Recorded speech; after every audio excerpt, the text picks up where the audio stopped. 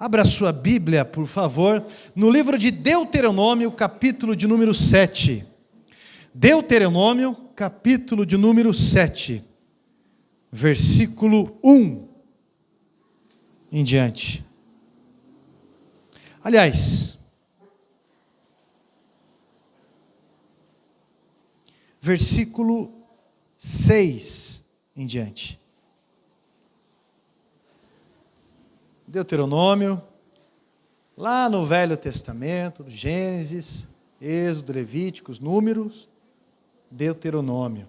É o 5º livro do Velho Testamento, não é? Pentateuco. Capítulo 7, versículo 6, diz assim a minha tradução: porque tu és povo santo ao Senhor teu Deus, o Senhor teu Deus te escolheu para que fosses o seu povo próprio, de todos os povos que há sobre a terra. Não vos teve o Senhor afeição, nem vos escolheu porque fosseis mais numerosos do que qualquer povo, pois eres o menor de todos os povos, mas porque o Senhor vos amava, e para guardar o juramento que fizera a vossos pais, o Senhor vos tirou com mão poderosa, e vos resgatou da casa da servidão, do poder de Faraó, rei do Egito. Saberá, pois, que o Senhor teu Deus é Deus e Deus fiel, que guarda a aliança e a misericórdia até 1000 gerações as que o amam e cumpre os seus mandamentos. Amém? Assente-se, por favor. Graças a Deus. Quem aqui fez o projeto de vida em dezembro? Quem aqui escreveu um projeto de vida para Deus? Olha só, maravilha. Você escreveu porque você acredita nisso. Você acredita que Deus tem promessas para você esse ano? Com esse ânimo de calor aí, pode abrir a porta um pouquinho. Você está animado? Meu Deus do céu. Mesmo com esse zóio de peixe morto, como diz, assim, está animado, né? Senão você não estaria aqui. Senão você não estaria ligando a Deus. Tenho certeza disso. Você sabe que você tem promessas de Deus, que elas vão se cumprir esse ano ainda. Acredita? Maravilha. E sabe que tem muitas promessas de Deus que estão por vir ainda. Mas você também sabe que está condicionado a recebê-las. Isso é, existe uma forma para recebê-la. Não é? Para eu ser parte de um testamento, eu tenho que ser filho. Não é verdade? Então, para eu receber algo, eu tenho que estar na posição de quem recebe esse algo. Israel também estava cheio das promessas de Deus, que Deus fez a Abraão, Isaque e Jacó, mas não era de qualquer jeito que eles iriam receber, não era de qualquer jeito. Quem aqui tem carteira de motorista? Quem vai tirar a carteira de motorista esse ano, levanta a mão. Olha aí que bênção, olha só, oxa, tem que falar com o prefeito para emborrachar os postes. É brincadeira. Tem que ser esforçado, né? Tá certo mesmo. Eu digo isso para vocês, porque para você receber uma carteira de motorista, meu Deus do céu, os caras quase que fazem uma autópsia em você antes de você morrer. Porque, e é uma necessidade, porque você faz aulas teóricas, você vê aqueles filmes de terror, primeiro, você faz aulas no computador, depois tem as aulas práticas, depois, você tem uma babá do teu lado, que tem ali um freio também, uma embreagem ali para ele, você tem um conjunto de coisas que você, independente da idade que você tem, você vira uma criança em algumas coisas. Por quê, pastor? Porque para você receber um crédito, um bem, uma promessa, você tem que estar condicionado, senão tudo que você recebe vira uma arma na tua mão, uma arma destrutiva.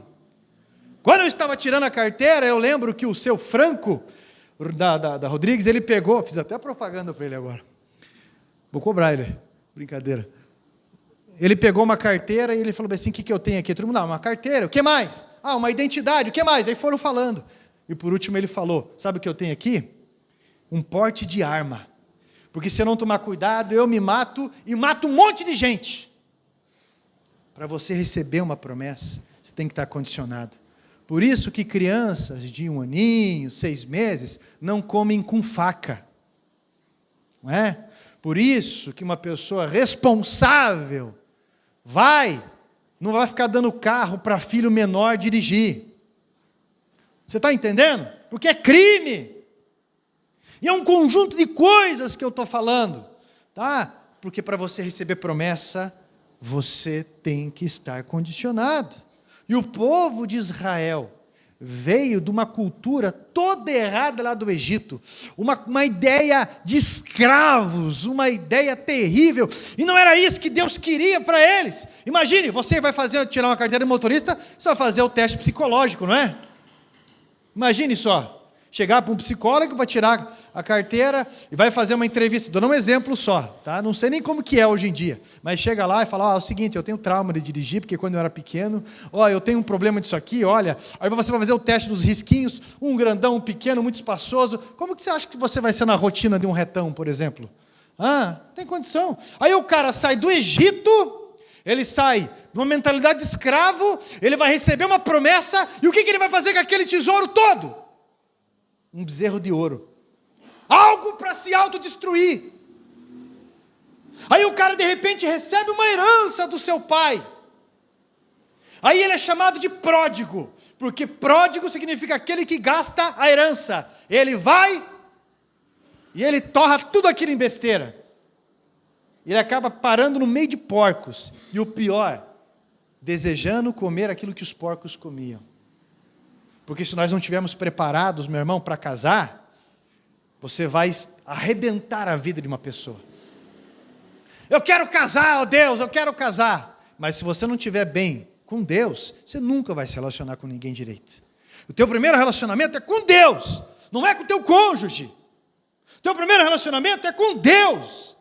E se você não estiver se relacionando bem com Deus, o reflexo ele vai vir para todo lado. Só que a gente vai sempre viver culpando as pessoas. E alguns dizem que falam tanto com Deus, mas não aprenderam a conversar com o próximo ainda. Por quê? Porque o hábito de conversar com Deus vai mudar o nosso hábito de conversar ou de como conversar com as pessoas. Meu irmão, que bem que você está esperando, que promessa que você está esperando de Deus, que talvez você não tenha se condicionado ainda. Olha só, esse povo, para eles herdarem a terra prometida, eles tinham que expulsar os povos que estavam lá. Os povos que moravam ali. E aqueles eram chamados de gigantes. E também chamados de inimigos de Deus. Você precisa entender, todos nós precisamos entender, que aonde o povo de Deus pisa, aquilo que é inimigo de Deus tem que sair. Você está entendendo? Isso é, um comportamento maligno tem que sair. E um desses povos, são 7 povos, um desses povos que eu quero tratar hoje, são os amorreus. Diga comigo assim, amorreus. Amorri, que significa, pode repetir, que significa murmuração, negativismo. Olha para cá, você conhece uma pessoa negativa? Conhece? A pessoa negativa está pensando assim, bem, eu sou uma pessoa negativa. A pessoa negativa está pensando, bem, eu conheço também uma pessoa negativa. Porque a pessoa negativa, ela traz peso para tudo. Deus fala assim, olha só, olha a promessa que eu tenho para vocês. Vou fazer de novo. Olha a promessa que eu tenho para vocês. Apresenta a promessa. O que tem lá? Mel, leite, uma terra fértil e muita coisa assim. Aí a pessoa, em vez de, que legal, Deus me abençoou, então deixa eu treinar com a minha espada, o que a pessoa pensa? Ai, mas tem gigante. Ai, vai falar igual o Tico Santana falou lá. Infelizmente nós vivemos num país que tem que trabalhar. Ai, mas daí eu vou ter que arar a terra, tem muita pedra aqui. Ah, mas eu tenho que ter todo esse trabalho, depois de expulsar os povos, não dá para deixar eles entrar de novo. Isso, você entendendo a pessoa negativa, a bordoada que é na rotina? Como não só se envelhece, como envelhece todas as pessoas ao redor. Meu irmão, nós temos momentos, nós temos fases, nós temos situações que nós, pelo amor de Deus, a gente não se aguenta. Mas eu estou falando de um hábito, eu estou falando de uma tendência, eu estou falando de um espírito, que é o espírito dos amorreus, que é um costume dos amorreus, rebeldia. Deus está falando sobre a expulsão dessa tendência de murmuração. Pastor, eu preciso frear com isso. Como é que eu expulso isso? Aonde? Como é que eu começo? Primeiro ponto que é interessante. Esse povo aqui, eles tiveram que entender e aceitar a ideia de que Deus é fiel. Repita comigo, Deus é fiel. Deus é fiel. Amém. Você acredita nisso?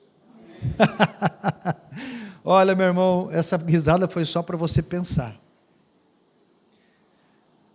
Para você fugir dessa tendência de murmuração, você precisa entender que Deus é fiel e indenizador. Se a gente não tiver esse conceito fixo nos nossos hábitos, nós não iremos praticar a gratidão, a leveza de alguém que confia em Deus. Nós sempre estaremos presos às notícias ruins, aos medos, ao negativismo. Sempre! Para mim isso não dá certo. Para mim isso.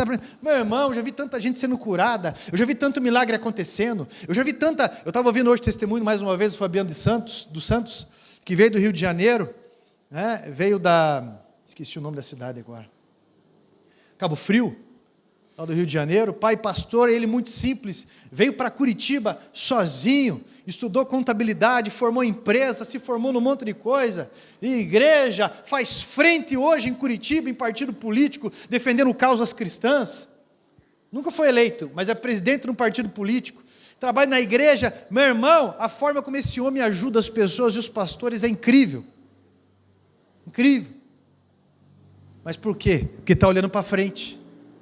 Agora vai ficar, o quê? O governo vai querer cobrar de nós? Isso. O quê? Eu não estou dizendo que nós não temos que lutar por direitos, é lógico, não estou dizendo isso. Eu estou dizendo que eu quero Aguiluz, mas eu não quero pagar por Aguiluz. Eu estou dizendo que eu quero uma casa boa, mas eu não quero ter a dignidade de uma casa boa. Eu estou dizendo que eu quero uma pessoa boa do meu lado, mas eu não quero a dignidade de uma pessoa, de ser uma pessoa boa para ter isso do meu lado. Meu irmão, Deus é fiel, e eu tenho que confiar nele para dar passos na minha vida, eu tenho que confiar nele para eu estar ligado a ele, eu tenho que confiar nele para eu ser dizimista, e a minha vida está muito bem resolvida nisso. Eu tenho que confiar nele para eu poder casar, porque antes do meu cônjuge tem Deus. Eu tenho que estar muito bem resolvido na fidelidade de Deus, que ele é provedor, que ele é o que cura, e se ele não curar, eu vou estar com ele. De que qualquer coisa vem dele e vai para ele, ou a permissão dele. Senão eu vou ficar amargo. Sabe por que nós não entramos no terreno ainda? Vou falar para vocês. Por causa do Carlos Daniel. Porque o Carlos Daniel é isso, porque você acha que você está entendendo que pessoas ficam especulando, procurando desenho em nuvem? Pastor, que eu sonhei com uma abobrinha que nasceu assim, entendeu? Daí tinha duas cabeças, então, o que você acha que é? Entendeu? Eu sei que eu estava voando numa bolacha e quando tinha passado relmas, e de repente... Eu não estou falando que Deus não fala através de sonho, eu estou falando que tem muita gente forçando coisa, gente. Muita gente procurando coisa sensorial. Tem até um pastor que eu acho interessante, eu não sou fã dele não, mas ele pergunta, estão sentindo Deus? Aí o povo fala amém, ele fala assim, eu não estou sentindo nada, mas eu sei que ele está aqui. E é real. Às vezes você pode sentir a graça, mas independente disso, Deus é fiel, ele está presente, e eu não sou guiado por sentimento, porque o inimigo número 1 do cristão é o sentimento. O sentimento manipula as pessoas. Meu irmão, Deus está se apresentando como o único Deus fiel. O versículo 9 fala isso. Saberá, pois, que o Senhor teu Deus é Deus e Deus fiel, que guarda a aliança e a misericórdia até 1000 gerações aos que o amam e cumpre os seus mandamentos. Não é qualquer um, não. Parece muito simples, mas é poderoso. Meu Deus é fiel. Deus é fiel. Isso quebra muitas barreiras espiritualmente. Ele é o único totalmente fiel. A fidelidade é um atributo comunicável de Deus. Deus é fiel e me abre uma porta para que eu também seja fiel. Deus é fiel e os seus filhos podem ser fiéis. Deus é fiel, o seu marido pode ser fiel. Deus é fiel, a sua esposa pode ser fiel. É um atributo comunicável de Deus. Mas temos que entender que ninguém está excluído de um momento de infidelidade, senão de Deus. Porque só Deus é fiel. Amém? Amém. Só Deus. Deus não vai nos abandonar. Alguém presta um serviço para alguém. Presta um serviço para alguém. Quando você é patrão e você contrata as horas de um funcionário, tem um funcionário que vai matar a hora no banheiro. Ou chega atrasado e fica aquelas mordidinhas o dia inteiro. Né? Sabe, mordidinha na entrada, na saída, enrolação na hora do almoço e coisa e tal. Né? E várias situações. Né? Passa detergente no olho, fala que é, como é que é? Conjuntivite. Né? Fica metendo, essa época de pandemia, ficou metendo um atestado em cima do outro, essas coisas, e ele vai roubando o patrão dele. Isso é, ele está sendo um funcionário que não é fiel. E existe patrão também, ou aquele que cobra um serviço, por exemplo, chega na hora o cara se mata de trabalhar, coloca lajota, levanta muro, corta grama, eu não sei o que, limpa a casa, chega na hora de pagar, é aquela enrolação. Você segura até tal, você faz isso, chega no dia enrola, não paga, paga picado. Pessoas podem ser infiéis, mas Deus não é infiel. E se eu não entender isso, a murmuração vai dominar minha boca. Se eu não entender isso, eu vou esticar esse ser tão negado, esse ser tão pessimista, eu vou levando para minha casa, eu vou levando para minha cama, eu vou levando para o meu trabalho, eu vou levando para a minha saúde, eu vou levando para o meu ministério. Uma vez eu ouvi falar que pastor é lixinho. O pastor falou, mas por que pastor é lixo? Ele falou assim, pastor não tem folga, pastor não tem férias, pastor não tem sono direito, pastor não tem café de manhã direito, nem almoço, nem nada. Eu falei, mas por quê? Porque se você pega um ônibus, alguém lembra, identifica você ali, chega e começa já a contar a vida, o podre da vida, começa a jogar lixo. Se você vai para um lugar, está numa festa de criança, com um chapeuzinho no canto, alguém chega, e aí, como é que está a igreja? Para iniciar o assunto. Como é que está a igreja? E já começa a conversar, e daqui a pouco chega, ora lá pelo tio, ora por isso, porque você não tem ideia, rapaz. Ih, rapaz, estou segurando uma bomba com a tua tia. Ih, rapaz, segurando uma bomba com o teu tio. Ih, rapaz, teu primo tá, ó. Ei, e começa uma situação, aonde vai, independente. Agora, meu irmão, se você não entender sobre a fidelidade, sobre a tua vocação em Deus, você vai viver murmurando, ai, não deixa em paz, ai, já me acharam, ai meu Deus do céu, já viu isso aí ou não? Já me acharam, meu Jesusinho, lá de Barbacena, lembra? Meu irmão, o que você pensa? O que você entende sobre a fidelidade de Deus? Deus abre uma brecha para eu entender, e eu não ficar triste, e eu não ficar enrolado na vida, nas minhas decisões. Nosso Deus é fiel e nele não há nível de infidelidade. Jimmy Swaggart usou uma frase que eu achei interessante, quando ele disse que Deus nunca quebrou os seus convênios. A sua aliança é fiel. Nós é que quebramos convênios, mas Deus não quebra os convênios.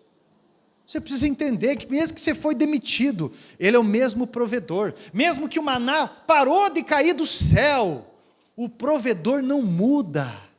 Você precisa entender que se alguém querido saiu de perto de você, a vida continua, porque eu estarei com vós até a consumação dos séculos. Amém? Deus é bom, acima de tudo, e nós não podemos esquecer disso. Você quer dar uma bênção na tua vida? Então entenda que para você não entrar nessa cultura dos amorreus, você precisa entender que Deus é fiel. Amém? Aí você caminha em paz. Ele é o indenizador. Não roubaram uma bicicleta minha esse tempo atrás? Pois é, eu tenho uma melhor agora. Obrigado pelo amém. Tenho a melhor agora lá em casa. Tem duas, aliás. Eu estou falando para você que Deus indeniza. Para que eu vou fazer mal? Para que vai fazer? Ainda tem que levar comida e as coisas para abençoar, que roubou. E Deus abençoe. É verdade.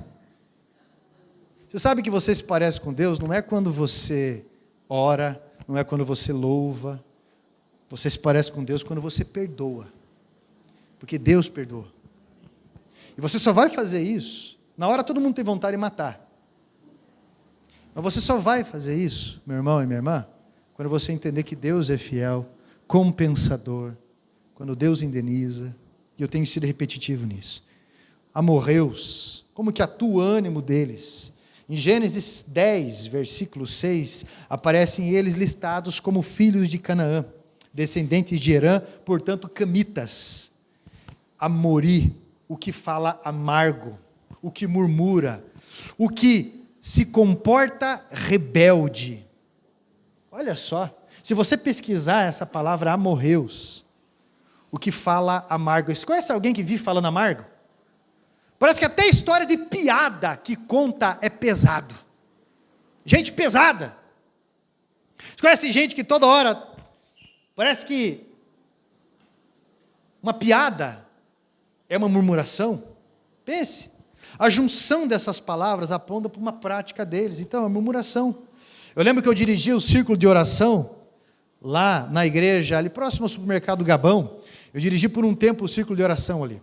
Era todo dia oração, 1 hora e depois de um tempo era meia hora, mas era todo dia oração, todo dia. E tinha uma frase que a gente sempre usava muito, até cantava umas músicas que falava, cuidado com a murmuração. Até em canções, né? Em vez de murmurar, cante um hino de louvor a Deus. Então, meu irmão, o que é murmuração? Murmúrio, mimimi, o rumor infundado. Não, eu já falei algumas coisas aqui, talvez você está aqui hoje para você escutar isso de uma forma repetida, porque a gente precisa.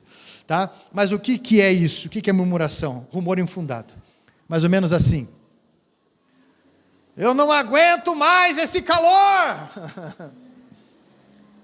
Não aguento mais essa casa. Que lixo. Olha essas paredes. Meu Deus, que banheiro mais nojento toda hora.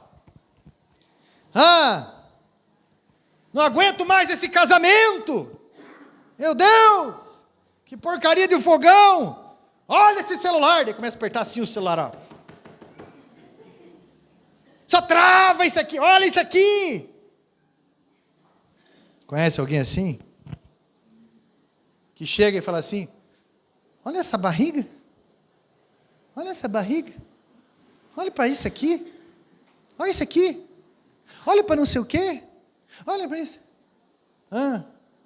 Nunca se aceita. Também nunca faz nada para mudar. Nunca faz nada para mudar. Meu irmão, cuidado com o pecado da murmuração. O espírito dos amorreus, ele subjuga o crente e faz dele, em vez de ser um anunciador do evangelho, um anunciador de esperança e de um clima bom, faz desse cristão um anunciador do pessimismo, do medo, da suspeita, como é que diz? Dissimulação. Sol murmura, chuva murmura, gente em casa murmura, saiu todo mundo, murmura, igreja cheia murmura, igreja vazia murmura. Olha, toda murmuração, ela é contra Deus, porque se tem alguém que tem autoridade para intervir de forma direta e absoluta no que eu estou vivendo e não faz, é Deus. Olha para cá, você está murmurando muito dentro de casa?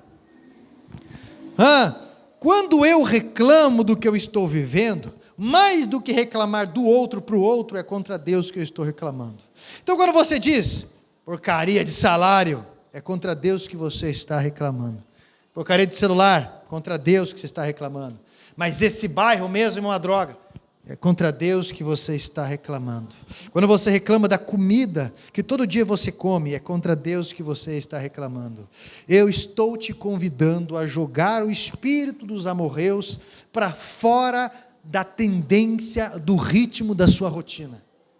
Estou convidando a você a ter uma sabedoria do reino para receber as bênçãos dele, porque a vida é muito mais colorida, a vida é muito melhor, a vida, meu irmão, é mais saudável, a vida pode ser aproveitada de uma forma melhor do que toda essa rotina tão amarga que você está vivenciando, como se o mundo estivesse acabando, tudo em chá de boldo.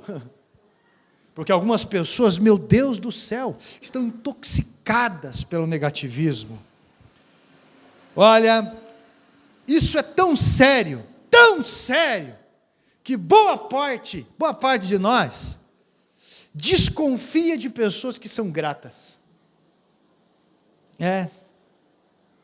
Quando você vê pessoas que agradecem pelo sapato que tem, pela roupa, pelo óculos, porque sem eles não iam chegar. Quando você olha uma pessoa que começa a agradecer, que começa a elogiar, uma pessoa que está feliz, uma pessoa que está prestando um serviço voluntário para você, simplesmente para abençoar você, já começa a desconfiar, tem uma segunda intenção ali. Mas o que não, essa pessoa, não, peraí.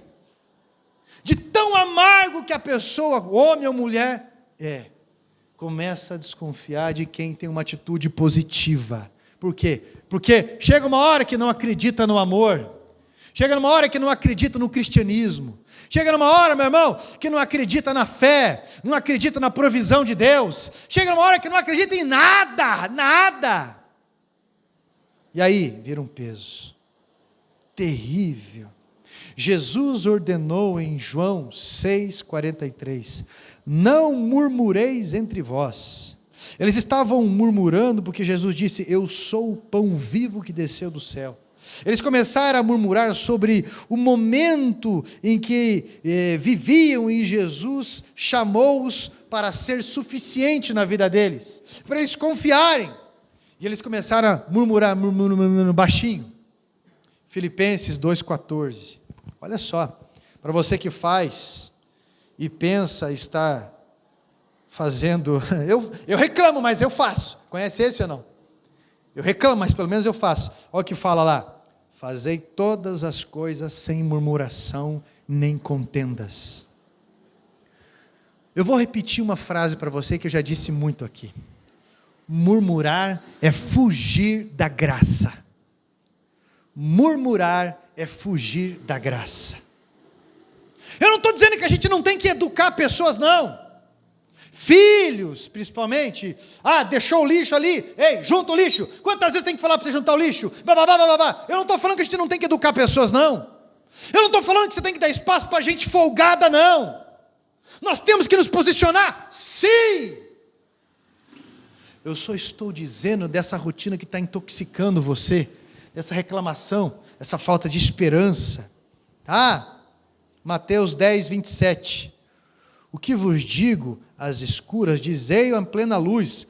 O que escutai aos ouvidos, pregai sobre os telhados. Jesus está dizendo, os meus discípulos não são chamados para murmurar. Os meus discípulos são chamados para viver na luz. Não para ficar... Você faz uma reunião, em casa, no trabalho, na faculdade, em qualquer lugar. Aí as pessoas, geralmente quem está dirigindo a reunião pergunta, alguma pergunta, alguma colocação?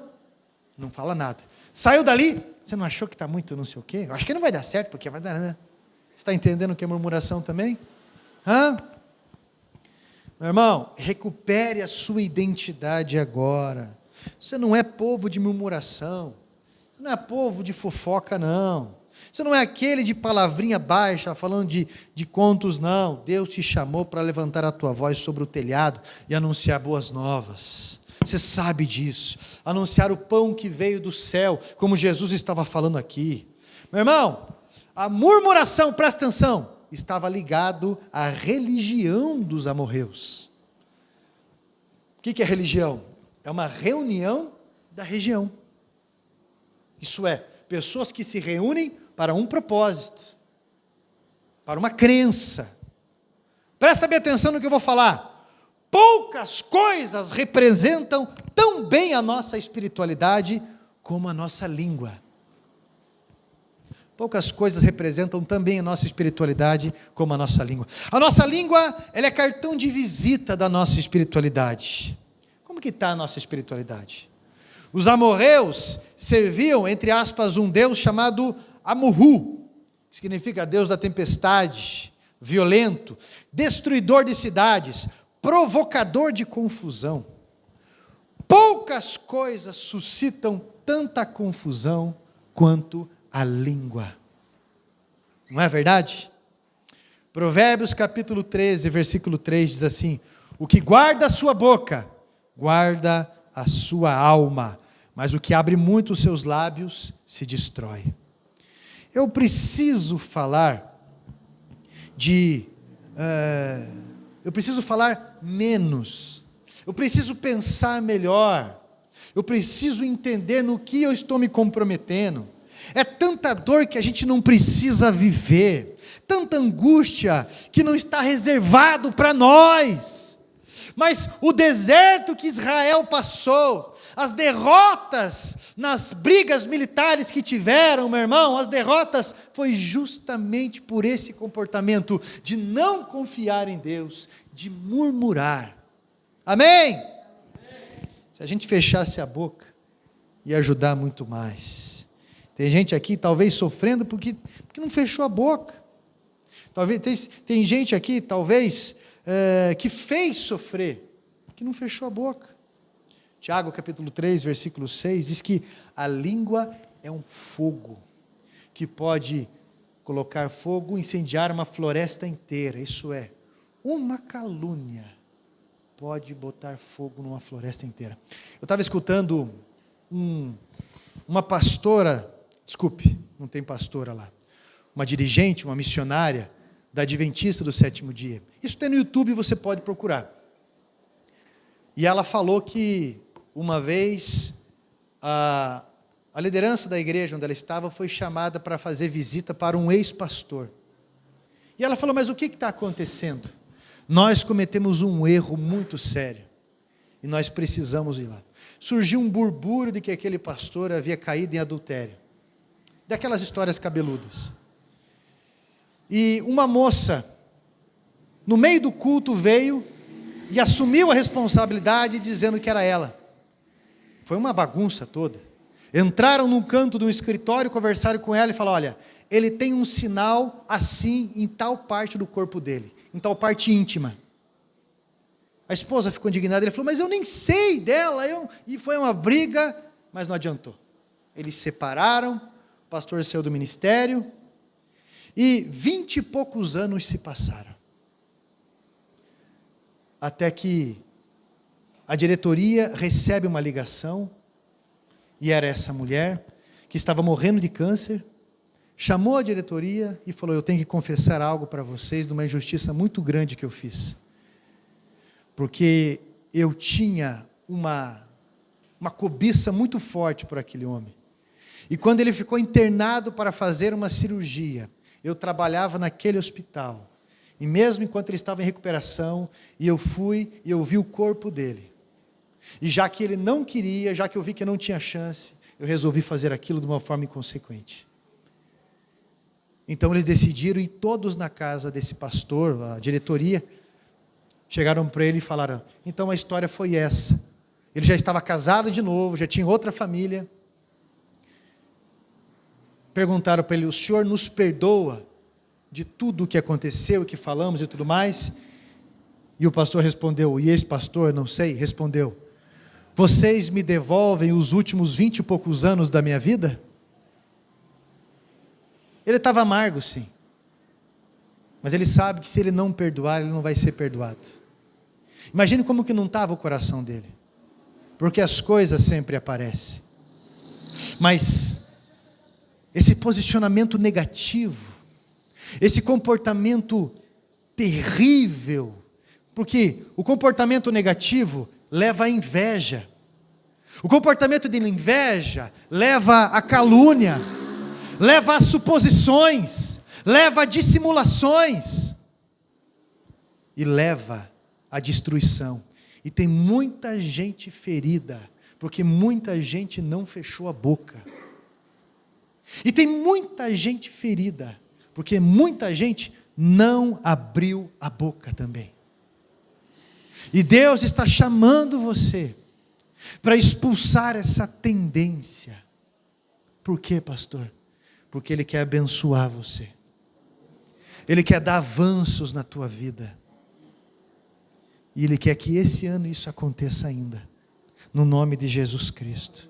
Hoje o Espírito Santo abre uma porta para você, que pode ser estreito à primeira instância, mas é uma porta que tem o teu número, e que eu e você temos que passar através da fé, porque o Espírito Santo vai nos lembrar, e com certeza os passos que nós vamos dar é em temor.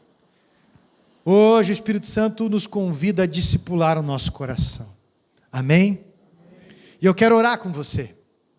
Eu quero que você peça para o Espírito Santo de Deus te ajudar a educar a sua língua, discipular os seus lábios, tão pessimistas às vezes, tão negativo, discipular esse comportamento e supostas impressões, porque você vai ver que Deus vai desintoxicar o teu coração, e você vai ver um novo mundo acontecendo na tua frente. Você vai ver novas situações, você vai ver o melhor das pessoas. A pessoa pessimista chega num culto e fala, diaconato devia estar assim, a pessoa devia estar aqui, o pastor está dando indireta em mim, isso aqui, a pessoa pessimista é assim. Agora a pessoa sarada, desintoxicada, aquela que expulsou morreu, chega na igreja e fala, que louvor mais lindo, esse que eu queria louvar. Que mensagem, essa mensagem é para mim, está certo, louvado seja Deus, oh que maravilha, é hora de eu adorar a Deus com a minha oferta, eu reservei essa oferta para a obra de Deus, oh como é bom estar na casa de Deus, eu estou cansado, mas como é bom oferecer sacrifício de louvor. Você está entendendo? A ótica tua, ela muda, mas é de dentro para fora.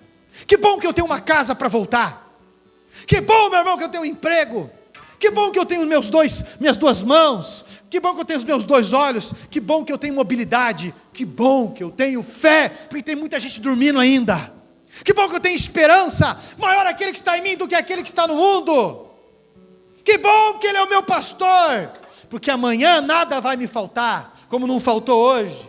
Que bom que aquele que me chamou para a obra está me aperfeiçoando até o dia da sua vinda. Que bom que eu vou para um lugar que não vai ter calor, não vai ter frio, que não vai ter choro, que não vai ter torcida organizada. Que bom que eu vou para um lugar, meu irmão, que não vai ter pedra no rim. Que bom que eu vou para um lugar que não vai precisar ter castração. Que bom! E você caminha muito melhor. Amém? Amém? Vamos falar com Deus? Vamos pedir para Deus essa disciplina nos nossos lábios? Amém, vamos orar. Dobra o seu joelho, ou de pé, ou sentado, mas você fique à vontade em falar com Deus.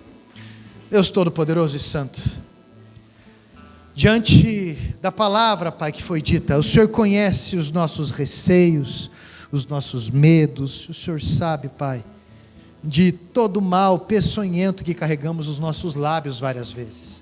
O Senhor sabe, Jesus Cristo, que pecamos inúmeras vezes por não acreditar na prática e em palavras na Tua graça como deveríamos.